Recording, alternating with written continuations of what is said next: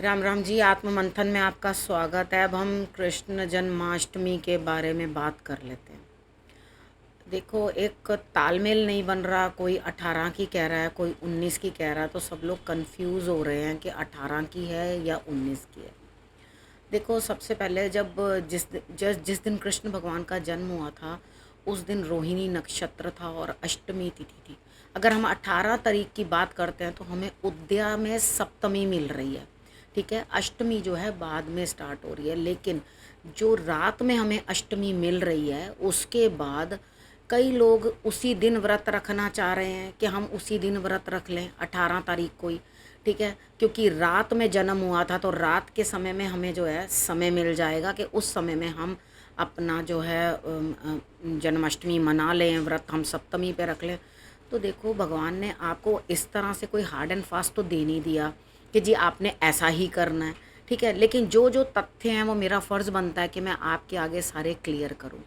इस बार अष्टमी ज़रूर रात को स्टार्ट होके 18 तारीख को अगले दिन 19 तारीख को रात के 9 बजे तक, यानी कि 1 मिनट, सॉरी, 11 बजे तक रहेगी। उसमें से 1 मिनट कम रहेगा।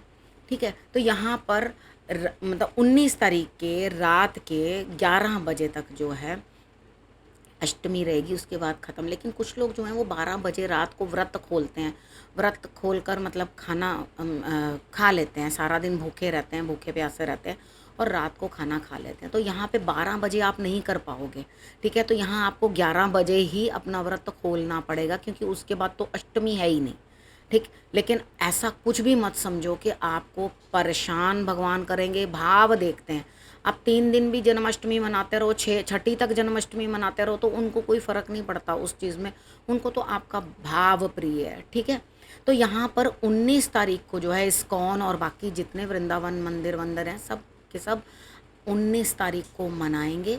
ठीक है, क्योंकि इस्कॉन के अकॉर्डिंग ही वो लोग सब चलते हैं। ठीक, तो यहाँ पर जो रोहिणी नक्षत्र है वो आपको अगले दिन यानी कि 20 तारीख को गुग्गा नवमी वाले दिन मिलेगा। उस गुग्गा नवमी पर भी लोग सेलिब्रेशन करते हैं, अपने अपने यहाँ के रिवाज होते हैं। अ, कुछ जैसे गेहूं के दाने होते हैं, उनको उबाल लिया जाता है। मैं थोड़ा थोड़ा साथ साथ जो जो आता जाएगा उसके बारे में समझाती जाऊंगी। उसको उबाल लिया जाता है, उसमें मीठा डाल दिया जाता है और उससे जो है मंदिर ले जाया जाता है। कृष्ण भगवान को भोग लगवा के उसके बाद वो उस जल का जो थोड़ा जल भी लेकर जाते हैं, जो जल के छींटे हैं वो अपने घर पे ला के डाल दो। कच्ची लस्सी जो होती है, ठीक है, थोड़ा सा दूध और बाकी का पानी ऐसा बनाकर मंदिर में लेकर जाते हैं और वहाँ से ला करके उसके बाद अपने घर में छींटे डालते हैं। और वो जो प्रसाद होता है जिसको गेहूं उबाल के बनाया जाता है चीनी डालकर, उसको वो अपने घर में भी छिड़काव करते हैं और अपने बच्चों को भी खाने के लिए वो प्रसाद जो है वो देते हैं।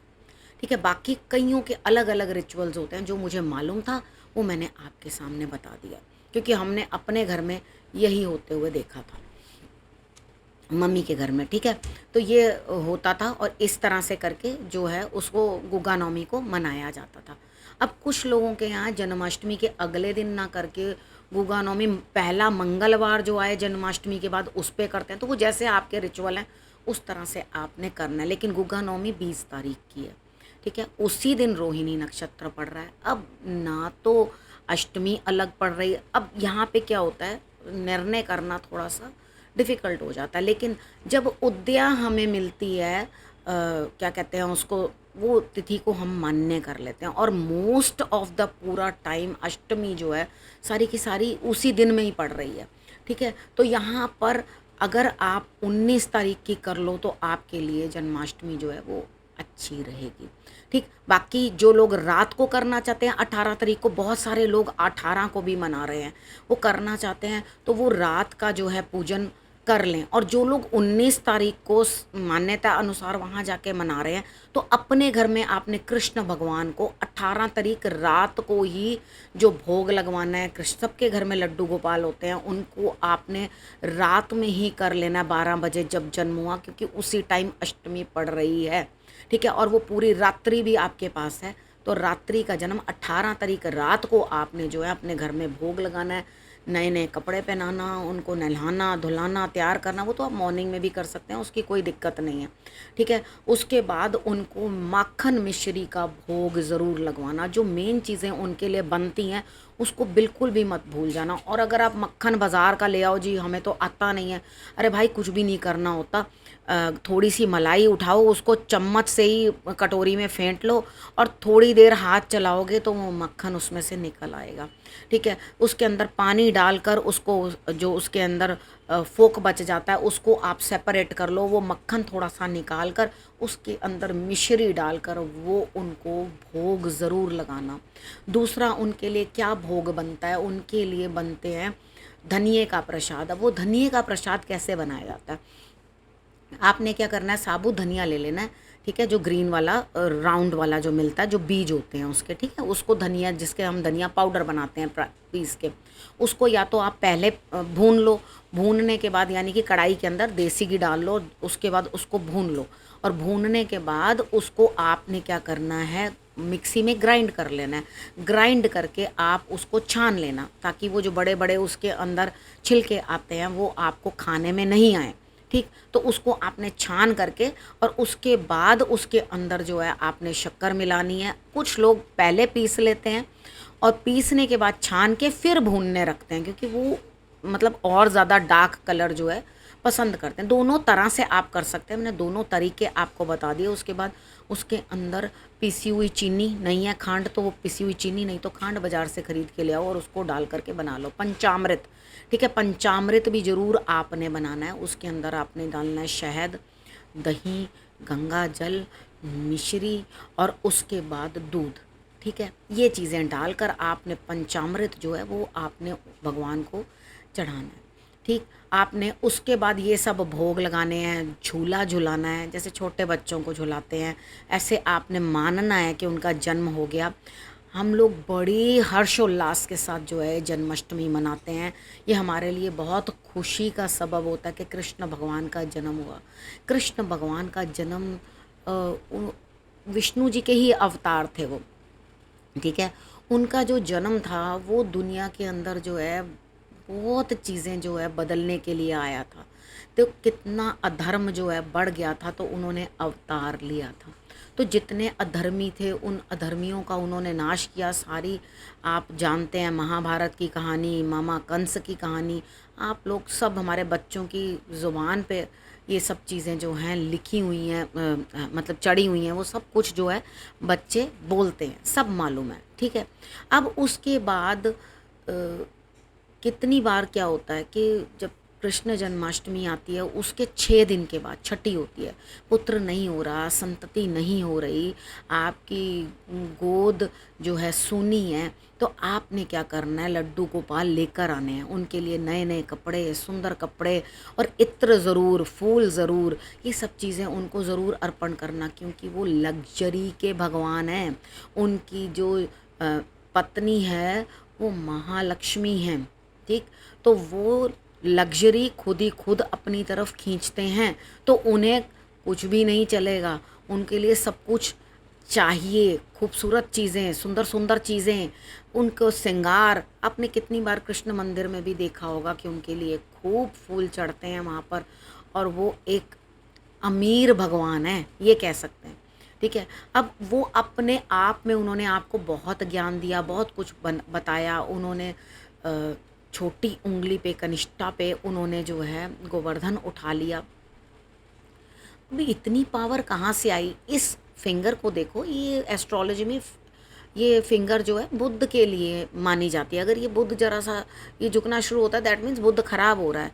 तो ये बिल्कुल सीधी होनी चाहिए उंगली। अगर ये उंगली सीधी है तो ओके, नहीं तो ये झुक रही है तो इसका मतलब है बुध बहुत बुरी तरह से खराब हो रहा है, ठीक है। ये चीज़ आपको बताई। अब धनिए का प्रसाद ही क्यों, ये क्यों धनिए का ही प्रसाद इसमें डाला गया? धनिया जो है वो बुध की आइटम है, ठीक है, बुध की चीज़ है। तो उसके बाद इसको अगर हम बना के देते हैं, उनकी बुद्धि इतनी ज़बरदस्त तेज थी, उसके बाद वो कितने समझदार थे, कितने इंटेलिजेंट थे कि उन्होंने इस उंगली के ऊपर बुद्ध से, यानी कि आप दुर्गम से दुर्गम काज जो है अपने बुद्धि से पूर्ण कर सकते हो। अगर बुद्ध कहीं भी खराब होता है तो उनकी प्रार्थना करने से भी बुद्ध जो है अपनी स्थिति में सही हो जाता है। ये जो बुद्ध खराब है ये आपको कहीं ना कहीं बहुत नुकसान पहुंचाता हुआ दिखाई देता है, अगर आपका बुद्ध अच्छा नहीं है। तो इसी के साथ साथ बुद्ध भी अपना अच्छा करो, ठीक है, कृष्ण भगवान की आराधना करके। उसके बाद अगर आपको भी छोटा बच्चा चाहिए तो मन्नत मांगिए, आप खिलौने चढ़ाएं। खिलौने अष्टमी वाले दिन नहीं चढ़ाने होते, छठी वाले दिन चढ़ाने होते हैं। आज तो उनका जन्म हुआ ना, तो उसके बाद छठी मनाने का जो है रिवाज होता है, ठीक है। वहाँ पे छठी मनाई जाती है, छठी वाले दिन पंजीरी मिलती है खाने के लिए। अब एक तो धनिये वाली पंजीरी बनाई, उस दिन बनती है आटे की या सूजी की, ठीक है। उस दिन भी पूरे ड्राई फ्रूट्स डाल के, देसी घी डाल के, तो वो पंजीरी जो है वो चढ़ाई जाती है। आप मन्नत मांगिए कि मेरे घर में भी कृष्ण जैसा सुंदर बच्चा आए, या मेरे भी गोद भरो कृष्ण भगवान। आप किस तरह से अपनी मन्नत मांगिए, और मैं अगले साल छठी पे आपके लिए जो है खिलौने और वो लेकर आऊँगी। तो खिलौने लीजिए, और जो जो माँ गोद भराने वाली है, मंदिरों के लिए भी बता रही हूँ, सबके लिए बता रही हूँ, जो भी माँ चाहती है कि मेरे गोद में बच्चा खेले, तो वो अपने बैठे अपना झोली आगे करे, अपने आंचल जो है ऐसे आगे फैला कर बैठो, उसमें पंजीरी का प्रसाद छठी वाले दिन लेना, और उसके बाद उसके अंदर खिलौना भी ज़रूर लेना, ठीक है। तो खिलौने आप कृष्ण भगवान को ज़रूर चढ़ाना छठी वाले दिन, ठीक है। जन्माष्टमी वाले दिन नहीं, छठी वाले दिन। अगर आपका भाव इस दिन भी बनता है, दूसरे दिन भी बनता है, तो ज़रूर देना। उनको बॉल भी ज़रूर देनी चाहिए, ठीक है। उनको जब आप बॉल यानी कि गोल चीज़ भी देते हो, तो भी एक गुलाई भी जो चीज़ की होती है वो भी बुद्ध से रिलेटेड होती है, तो भी आपका बुद्ध जो है वो कंट्रोल में आता है। अब देखो त्योहार भी है, आप व्रत भी कर रहे हो, और उसके बाद आप देखो कि आपको मैंने कितने उपाय भी बताए हैं साथ में, कि जो आपके बुद्ध को बढ़िया बनाएगा, ठीक है। अब आपने जो जो मैंने आपको समझाया, जैसे भी समझाया, उसको आप वैसे ही फॉलो कर लेना, ठीक है। अब इस विषय को यहीं करती हूँ समाप्त, और 19 तारीख को आप अच्छे से जो है अपनी जन्माष्टमी को सेलिब्रेट करो। 18 रात से शुरू कर दो सेलिब्रेट करनी, ठीक है। और खूब अच्छे से जन्माष्टमी मनाओ, कृष्ण भगवान का जो है जन्मदिन मनाओ, और खूब नाचो कूदो, भजन गाओ, भेंटे गाओ खूब मन से। अब उनको भोजन जो दिया जाता है वो कौन सा, अब आप अपने घर में बना रहे हो, सपोज करो आप मंदिर में नहीं जा रहे हो, मंदिर में तो उनके लिए 56 भोग बनते हैं, और वो प्रसाद जो है सब में बंटता है, ठीक है। आपकी अपनी आस्था है, आप अपने घर में भी बनाना चाहते हो, ठीक है। तो अपने घर में भी आप काफ़ी सारी सब्जियां ले लो, जिसमें पालक हो गई, मूली हो गई, बैंगन हो गए, आलू हो गए, नंबर ऑफ़ सब्जियां, ठीक है। बहुत सारी गिन के बना लो, उसे सतनाजा कहा जाता है। एक्चुअली उसके अंदर 7 सब्जियां मिलाई जाती हैं, लेकिन आप बहुत सारी मिला सकते हो, कि आप इतनी चीज़ें अगर नहीं बना सकते, प्रिपरेशन नहीं कर सकते, तो आप काफ़ी सारी चीज़ें उस तरह बना सकते हो, ठीक है। कुछ उनके लिए मिठाइयाँ या जो भी सब कुछ आप अचार पापड़ सब कुछ उनको दे सकते हो, ठीक है। लेकिन आप आम के अचार में जिसमें कलवंजी डली हो वो मत देना, क्योंकि बिना प्याज के जो है वो खाना बनाना होता है, ठीक है। जिसमें काली काली आपने देखी है ना कलवंजी डलती है, वो कलवंजी नहीं देनी। बाकी सब चीज़ें आप उनको जो है वो भोग लगवा सकते हो। लहसुन प्याज बिल्कुल नहीं, बिल्कुल शुद्ध खाना बनाना, और अपने घर के अंदर जो है सात्विक भोजन खाना उस दिन भी पूरा दिन, तो आपके लिए ये बहुत मंगलमय हो, ठीक। अब कोई भी और चीज़ रह गई है जो आपके समझ में नहीं आई, तो वो आप मुझे कमेंट बॉक्स में लिख के भेज देना, मैं आपको आंसर उस चीज़ का दे दूँगी। उसके बाद बात कर लेते हैं थोड़ी सी गीता के बारे में भी। तो गीता जो है, आप ये समझो कि जिस जिसके पास गीता है उन्होंने आपको आर्ट ऑफ लिविंग सिखाया है, ठीक है। गीता जो है वो इसलिए लिखी है, ऐसे जीना है। आप गीता अपने मन में कोई भी संशय है, कोई चीज़ समझ में नहीं आ रही, इंस्टेंट ज़रूरत है, हे प्रभु मैं क्या करूं क्या करूं, आपके पास टैरो कार्ड तो नहीं है, आप किसी एस्ट्रोलॉजर को उसी टाइम तो नहीं कंसल्ट कर सकते, लेकिन मन के अंदर कुछ दुविधा है, तो गीता उठाओ, रैंडमली कोई भी पेज खोल लो, अपना प्रश्न मन में रखो, वो आपको प्रश्नों का उत्तर वहाँ से मिलेगा और इतनी मन को शांति आएगी जिसका कोई अंत नहीं। असल में गीता हमें उकसाती नहीं है, वो सिर्फ कर्म करने के लिए कहती है। और अगर हम अपने जीवन के, अपने महाभारत में कहीं दब गए हैं, उठकर लड़ने की क्षमता नहीं है, मैं यहाँ लड़ने की वो कलेश करने की बात नहीं कर रही, अपने कर्मों के लिए, काम करने के लिए लड़ने की, हालातों से लड़ने की क्षमता नहीं है, तो आपको सही मायने में वहाँ से प्राप्त तो होगी। तो गीता को पढ़ो, अपना धर्म समझो और अपने लिए क्या चीज़ें वो बता कर गए हैं। मेरे हिसाब से गीता के अंदर जो लिखा है वो किसी का जीवन कभी नष्ट ही नहीं कर सकता, उसे उचित रास्ते के ऊपर ले जाकर छोड़ देगा कि अब जियो। वो ईश्वर से मिलने का मार्ग है, तो उसे अपनाओ, अपने लिए गीता लाओ। जिनके घर में गीता नहीं है वो भी लाओ, जिनके पास नहीं है अपने प्रियजनों को गीता भेंट करो, ठीक है। लेकिन किसी को ज़बरदस्ती फोर्स नहीं करना, ठीक है। मुझे वो लोग बड़े अजीब लगते हैं जो सड़कों पे लेकर खड़े हो जाते हैं गीता को और ख़रीद लो, ये ज़बरदस्ती। मतलब एक वो ग्रंथ है, उसको ज़बरदस्ती सड़कों पे जिसको ज़रूरत नहीं है, कुछ नहीं है, उसको एक फोर्स करके दे रहे हो, वो चीज़ बहुत गलत है, ठीक है। और आपने करना क्या है, उसको दो जिसको एक्चुअली ज़रूरत है। पूछो पहले, आप गीता पढ़ोगे, हम आपको दें, आपको ज़रूरत है उसकी, तब आप उनको दो। ये नहीं अगले के घर एक पहले से गीता पढ़ी है, एक और डाल दी और दे दी, उनको कोई कदर नहीं है, वो भी कहीं बांट देंगे उठाकर।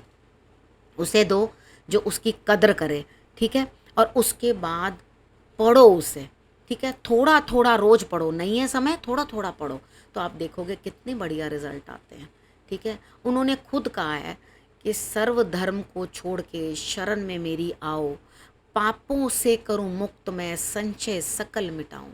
उन्होंने कहा मैं सारे संशय मिटा दूंगा, आपके मन में जितने भी इफ्स एंड बट हैं मैं सब मिटा दूंगा अगर तुम गीता पढ़ते हो, अगर मेरी शरण में आते हो तो। मैं किसी को फोर्स नहीं कर रही, ठीक है। वो खुद आपको अपने लिए बुलाते हैं, अपने पास बुलाते हैं। ऐसे तो किसी की हिम्मत ही नहीं कभी आप गीता को हाथ भी लगा पाओ, ठीक है। तो आपको, मुझे लगता है मैंने काफ़ी कुछ समझा दिया है, इतना ज़्यादा समझा दिया है कि सब बातें समझ में आ गई होंगी, अब कोई कन्फ्यूजन रही नहीं होगी, ठीक है। अब आप सबको बहुत बहुत बधाइयाँ देती हूँ फिर से जन्माष्टमी की। जन्माष्टमी आपके लिए बहुत मंगलमय हो, खूब खुश होकर उसे आप मनाओ। व्रत रखना है व्रत रखो, नहीं रखना सादा भोजन करो, ठीक है। थोड़ा संयमित भोजन कर लो, भाव से करो पूजा, और किसी चीज़ की कोई ज़रूरत नहीं है। बाकी जो चीज़ें मैंने आपको बताई हैं उनको किस लिए करना है वो भी एक्सप्लेन कर दिया है, तो अब सब समझ आ गया है। अब जय हो कन्हैया लाल की, वो कहते हैं ना हाथी घोड़ा पाल की, जय कन्हैया लाल की, ठीक है। तो कन्हैया जी की जय जय करो, उनका नाम लो, जिन्होंने अपनी लाइफ स्ट्रगल से शुरू करी, एक जेल के अंदर जिनका जन्म हुआ तो स्ट्रगल शुरू करी, उनकी लाइफ को एक अपने लिए जो है इंस्पिरेशन बनाओ और आगे बढ़ो, ठीक है। अगले विषय के साथ फिर से आपके पास आती हूँ, तब तक के लिए नमस्कार।